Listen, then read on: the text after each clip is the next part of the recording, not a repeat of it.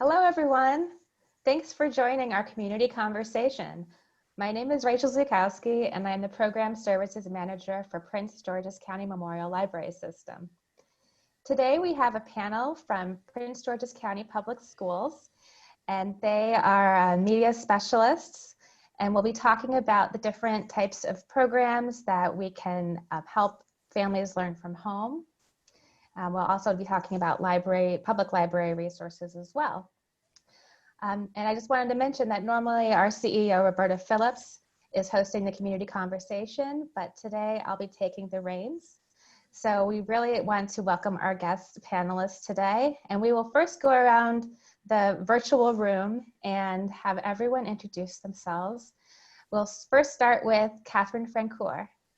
So hi, my name is Catherine, and I am the professional librarian of PGCPS, which means I have a professional library for the teachers, and that's who my patrons are. Hello, everyone. I'm Coquette Petrella. I am the instructional specialist. I support the library media specialist in the local schools. Hello, my name is Verlita Taylor. I work with Office of Library Media Services. I'm the Write a Book Coordinator, Review and Evaluation Coordinator, and I service our media specialists. Thank you so much. So I have a former life prior to the library world. I was a teacher myself, mainly elementary school. So this topic really is near and dear to my heart. And now during COVID and learning from home, I see a lot of posts from my teacher friends, and I hear from my professional contacts as well that, there's a lot going on. Families are having struggles. So if you are a student, a teacher, a family member who has any point of contact with virtual learning, this program will be useful for you. Even if you are in college or beyond, we're all lifelong learners here, so we have great resources to share with you. So let me start with the first question, and that is, what are your general perceptions about what's going on in the world in education today, especially when it comes to virtual learning? What are your thoughts? All right, I'll go first. I think, since March, it just came so abruptly. And so it took us about, I would say probably about 2 weeks, but our T3 team, which is our technology people, really just got into gear, and they offered tons and tons of training for the teachers and our librarians. And they did very good. And then again, the whole summer they got ready, as we knew ahead of time, thanks to Dr. Golson, that we were going to go virtual. So they got ready, and now we're just going with it. I think our county was prepared, and we did a good job. I agree. I think that, again, I agree that our county did an awesome job in preparing for it. And I think it alleviated a lot of stress and anxiety around what the virtual learning would actually look back as we return to school in the fall. I also piggyback off of what both of my colleagues said. I agree. I also think that our office, the Office of Library Media Services, gave a lot of support to our media specialists to help to prepare them with collaborating with the teachers with different databases and everything that are available. So each student in the school has different technology needs, obviously, internet needs. Some families have several children at home that are simultaneously trying to attend virtual school. I know, Coquette, you were saying that you have at least a child at home who's working on virtual learning. Is that right? Yes, I have two. I have a high schooler, 11th grader, and a 8th grader that are experiencing much with everyone else, the virtual learning. And so going into it, we really had a lot of conversation about what the expectations were going to be at home, and in doing so, just providing a space for them to learn. So again, they had some anxieties, but just being supportive and having that open dialogue about where your space will be for school, and preparing them to make sure that they didn't have a whole lot of distractions, like middle school and high schoolers, they attach to their phone, different types of devices. So just making sure that I'm monitoring those devices, making sure that I'm in constant communication with them and supporting them around their level of comfort, that they are understanding how to be very independent in checking their platform that they're using in their school district, which is pretty similar to ours, is the Google Classroom and Blackboard, I believe they're using. And so again, just making sure that they know how to access, where to access the information, retrieve it, and then having an open line of communication with their teachers if they're unclear of what the subject is, the homework assignments, just making sure that they understand that just because it's virtual, they still have responsibility of reaching out and expressing their needs as a learner. Great, thanks. Are there any other challenges, or like, how is this beginning of the year different than having to go virtual back in March? Are there any contrasts and comparisons between the two time periods? Well, definitely the challenge from a student's perspective, definitely my own, is that social piece, not being able to engage with their peers. Of course, they miss that. They miss that interaction, much as we do as adults. And so explaining to them that it's really important that they can engage differently. And I think the teachers have done an awesome job in how they've created their virtual classrooms and the different platforms, the instructional platforms that they're using to keep students engaged in their learning. And I think that's really important, because that I can see how it has been a challenge for some students. But again, that open line of communication and having various opportunities to check in with the students, and having sessions where they can meet with them and go over whatever their misconceptions may be, so they will be successful. Thanks. Those are all great points. And I know from being a teacher previously that the first day of school was so exciting, because the students got to meet their new classmates and I got to meet them, fresh faces all around. So this is a completely different type of situation, where back in March, they already knew their fellow students. They already had established kind of an interaction model, and they knew their teacher knew them. So now it's like a whole different ball of wax on how to get to know each other over a very, it's not anything anyone's ever been used to before. Anything to add up to that, Catherine and Berlita? My kids are grown. So. Mine is a junior in college, and they were first going to do a hybrid, and then they went totally to online, everything being online, but he was used to it because he had 2 online classes previously. So he's doing pretty good with it. Yeah, I think the older kids tend to do Definitely. They're used to that world. Yes. Social media, videos, things like that. So let's talk more specifically about the role of library media specialists in supporting specifically students in virtual learning. What do you see as the library media specialist role? I think it's a very unique role. It's a very essential role in supporting students. First, the library media specialist we promote literacy and helping with student achievement. And so with that, making sure the students are able to be able to obtain information using the Destiny databases, making sure that students are able to check out books that are, of their interest on their reading levels. All of those things, again, support student achievement. And again, it supports the literacy program. We support all content areas.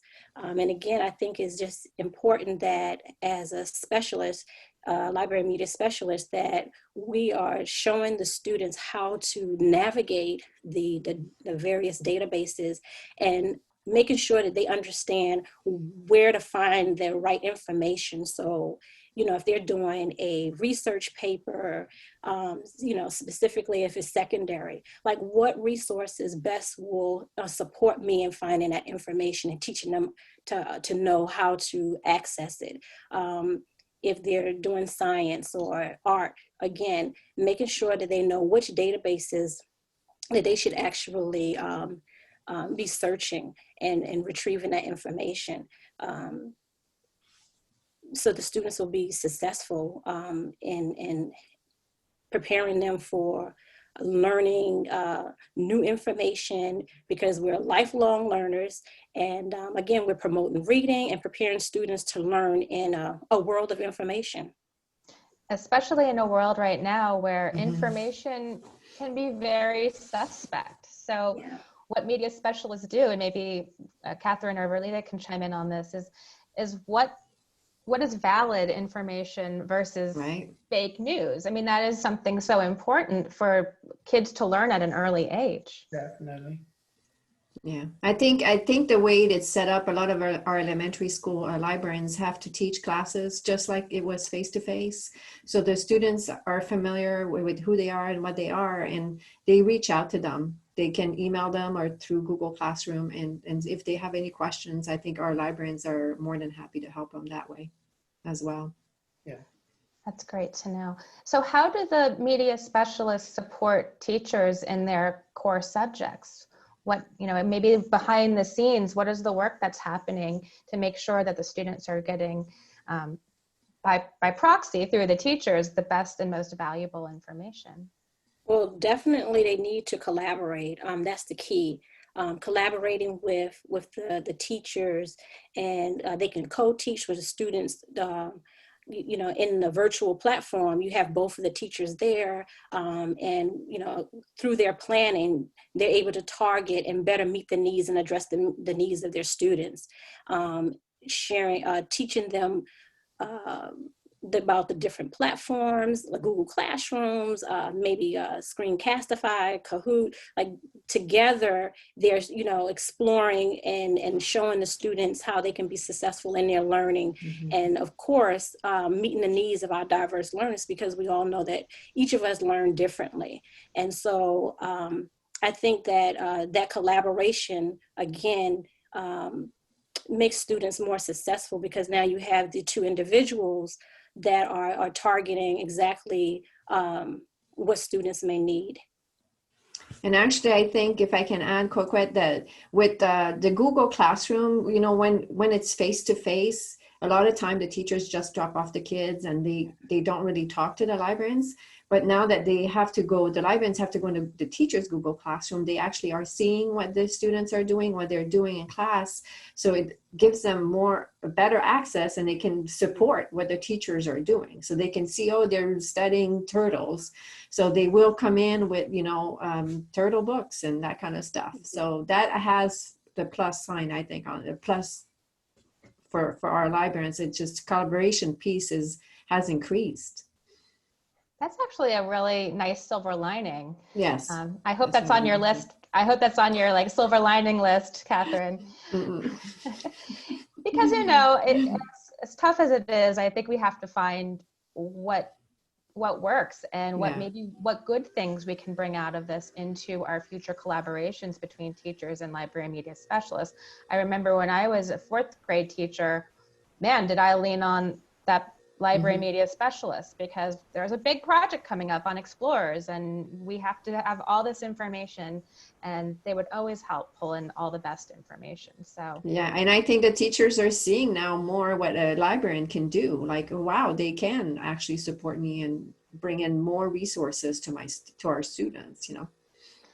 yeah, and also the public library. I want to give a plug Yeah. for my own organization is that we are here for, you know, if you need a resource that is not available through the school system for whatever reason, you can call us, email us, and we can help you find that as well. So let's move on. I think it's given us a good background about how library media specialists work with teachers and students, and really like can be a core support for virtual learning. Well, what about homework resources? You know, at the end of the day, students are kind of sent, you know, to do their homework, and parents, of course, are busy, might still be at work. They may not have another caregiver to help them. What are some resources that families can depend on to help with outside schoolwork? If you don't mind, I'd just like to share my screen so I can show you where our resources are. So we have a library of different resources. So if you go to our county webpage and under options, there's student resources. And right there's the library catalog link. And this is where our resource, ooh, nice, it's down. So normally under destiny.pgcps.org, there's a list of all of the resources. So we have, for example, Britannica and World Book are both of our encyclopedias, and we have Culturegram too. If you have any homework on countries, states, provinces for Canada, then you would go to Culturegram, because all of their data is updated, unlike our books in the library. And there's also teachingbooks.net, where they can find resources about different authors, different books. So anything there, the username and password are at the bottom of this page, so they can go there. But a lot of it is just PGCPS as a username, and the password is PGCPS. But we try to put all of our resources there, including, you know, the link to the public library, to your resources. And that's where they would go to get homework help. Great. So if that link comes up later, then feel free, we can try to share. Okay, yeah, I think they're working on the server. I know, I've had that happen to me before too. Hey, look at this. Any other resources from Coquette or Verlita? Again, the Hyperdocs link, I'll share that again when I should be able to share. Yeah, that one is working. Coquette, if you want me to share. Okay, 1 second. Let me get to it. And so again, okay, here it is. This is a great opportunity when we talk about collaborating with the teachers. So here, there was a one-pagers, and it's a great way to take out the guessing of, well, what database will best support, you know, whether it's math, music, you know, the reading. So the links are already there. And again, this will be very, very supportive to introduce. The librarians can share this document with, I would say, 3rd grade on up. Would be very beneficial, where the students, again, they have this tool where when we're teaching them to be independent thinkers, independent learners, that they have access to know, once the librarian has explained the best resources that are aligned to the specific content. So again, if they're doing a research on something in science or social studies, here they can pull this up and know exactly the databases that will best align with that project. And Rachel, I don't know if you can see, but the blue links in here are ours, the PGCPS, and the green links are the PGCMLS, the public library. So I did see that. Yeah, I did go to your database, because obviously you have a much bigger selection than us. And I just kind of pull what could be useful for each topic. Thank you. I was like, oh, I know that one. I know that one. I know Hoopla. You do. And so at the end of this, I will bring up the public library webpage to kind of help people navigate those resources as well. So that's wonderful. I do want to make a plug, right, since we are talking about homework help, and I'll show this at the end as well, Brain Fuse, which is free tutoring We all know how much tutoring can cost per hour, and we can get it free through the public library. The service is called BrainFuse Help Now, and they have a team of vetted expert tutors that are available. I think it's 1 p.m., 1 or 2 p.m. I'd have to double check that. It's 1 p.m. It's 1 p.m., right? Yeah, you've I didn't added know an how long hour. they were extended. Yeah, it through still COVID. says on the website it's 1. Okay, so 1 p.m. through midnight every day.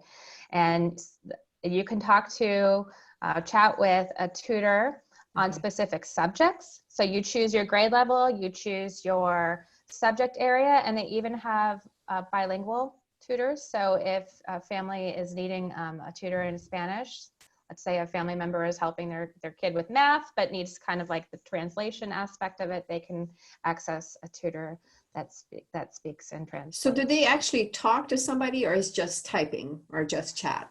I believe it's mainly chat, but they may have upgraded. Okay. So we'd have to actually look into that. That's a really good question. Yeah, because for the little kindergarten and first grade, it would be difficult to chat, to just chat, typing, but. Yeah. Well, I would imagine when you're that young, it's usually the parents who are there, Oh, that's true. who are kind of guiding what the interaction is, because you really don't want a very young child just interacting one-on-one with the tutor. You want to make sure that they're doing the right thing. So yeah, but that's also a great opportunity to get some free tutoring. If you don't need someone live, and I'll show this later as well, you can submit questions and they will get back to you within a couple of hours. If you just have like one question, math question, social studies question. You can also submit your writing. So if you have an essay that you'd like to have proofread and the support, have the support at home you need, then you can submit your writing and get some constructive feedback on your paper. So that's pretty exciting as well. Again, I'll show that later. All right, so let's move on. Let's talk about accessing those resources that we're so used to accessing from the library. When you think of library, you think of books. How can families access those in the time of COVID? Or what are some alternatives, let's say? Okay, so for currently, we are not checking out hard copy books to our students. I think we talked maybe the second quarter, we're going to try to do a curbside pickup like the public library is doing, but right now there's no hard copies.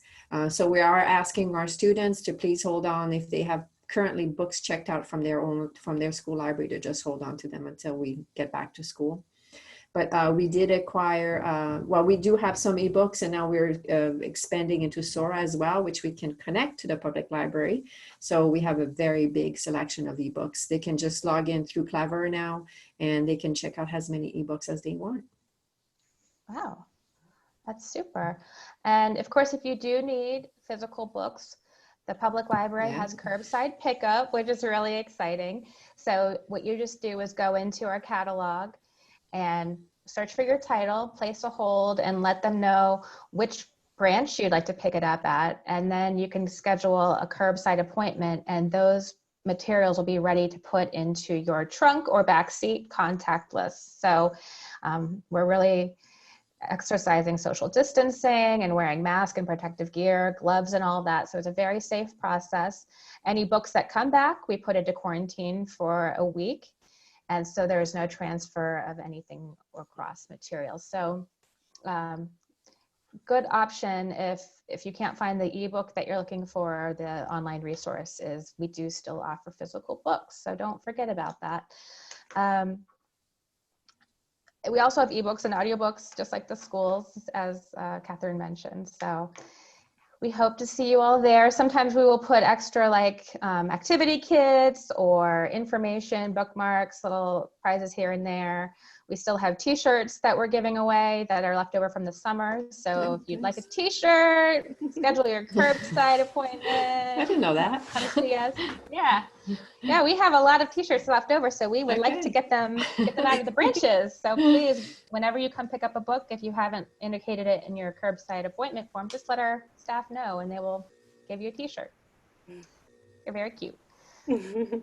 All right, so let's shift gears a little bit, talk about a program called Write a Book.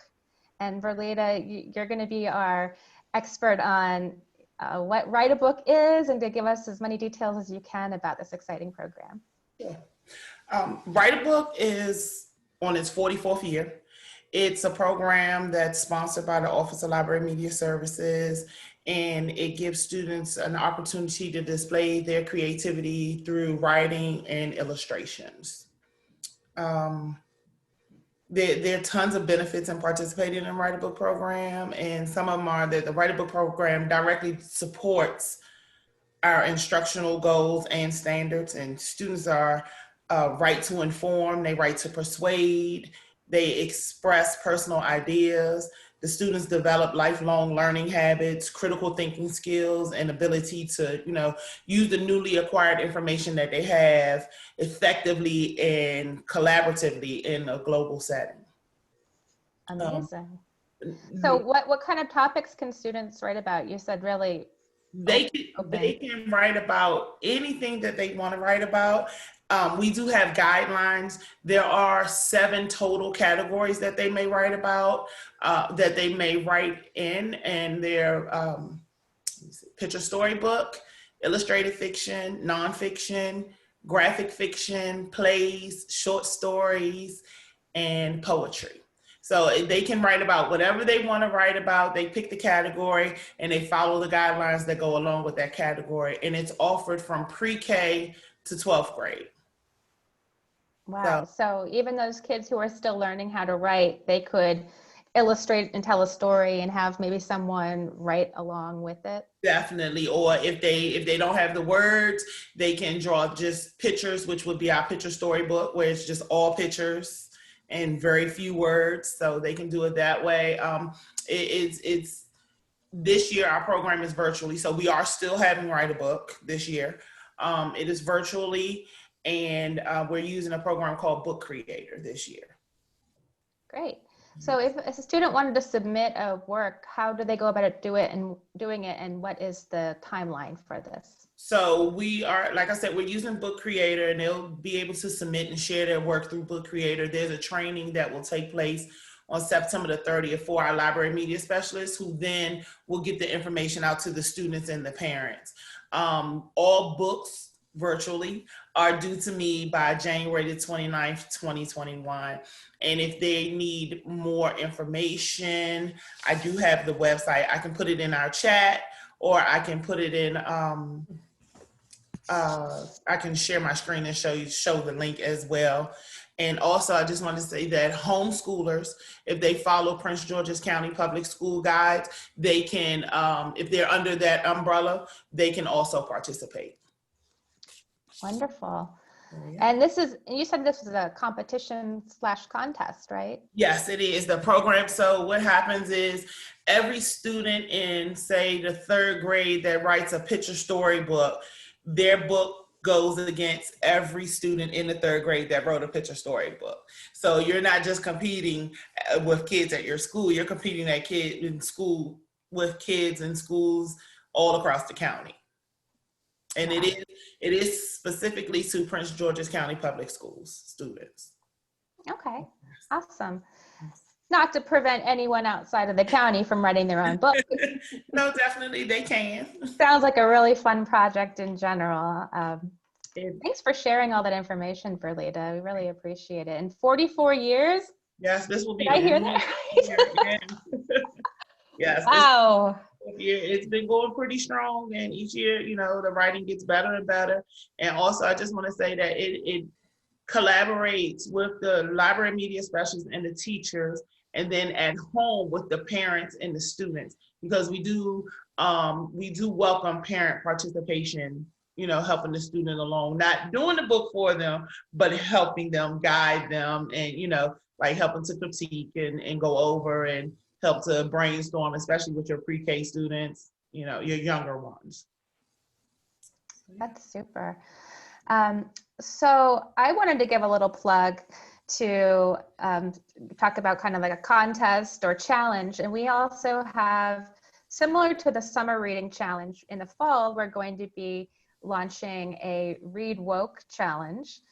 And that just includes titles that are equitable, diverse, are told from different perspectives, And the creator of the Read Woke movement was actually a library media specialist in a school, Cicely Lewis. And this program has really taken off nationwide. It's especially in light of current events and politics, where people realize that they need to read across a more diverse spectrum.